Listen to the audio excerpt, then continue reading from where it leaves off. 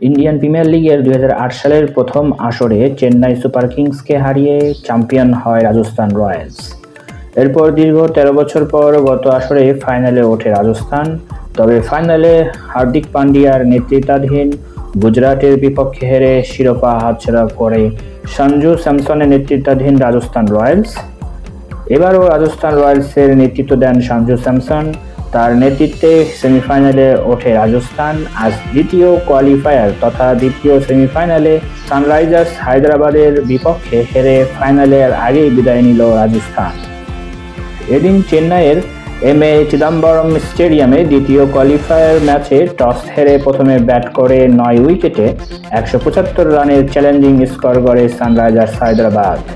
দলের হয়ে 34 বলে 4টি ছক্কায় সর্বোচ্চ 50 রান করেন হেনরি ক্লেসন। এছাড়া 15 বলে 5টি 4 আর 2টি ছক্কায় 37 রান করেছেন রাহুল ত্রিপাঠী।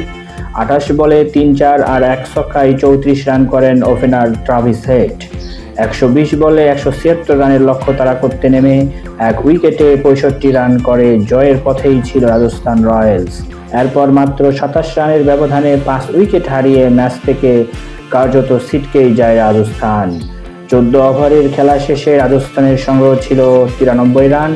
জয়ের জন্য শেষ 5 ওভার তথা 36 বলে তাদের প্রয়োজন ছিল 83 রান। প্রথম সারির 6 ব্যাটসম্যান আউট হয়ে যাওয়ায় নিচের ব্যাটসম্যানরা শেষ 36 বলে 46 রানের বেশি করতে পারেনি। শেষ পর্যন্ত 20 ওভারে 7 উইকেট হারিয়ে 139 রান করতে সক্ষম হয় রাজস্থান। রাজস্থানকে 36 রানে হারিয়ে তৃতীয়বারের মতো ফাইনালে উঠে গেল সানরাইজার্স হায়দ্রাবাদ। এর আগে 2006 সালে প্রথমবার ফাইনালে উঠে শিরোপা জিতে মোস্তাফিজের হায়দ্রাবাদ। এরপর 2018 সালে ফাইনালে উঠেও চেন্নাই সুপার কিংসের বিপক্ষে হেরে যায় তারা।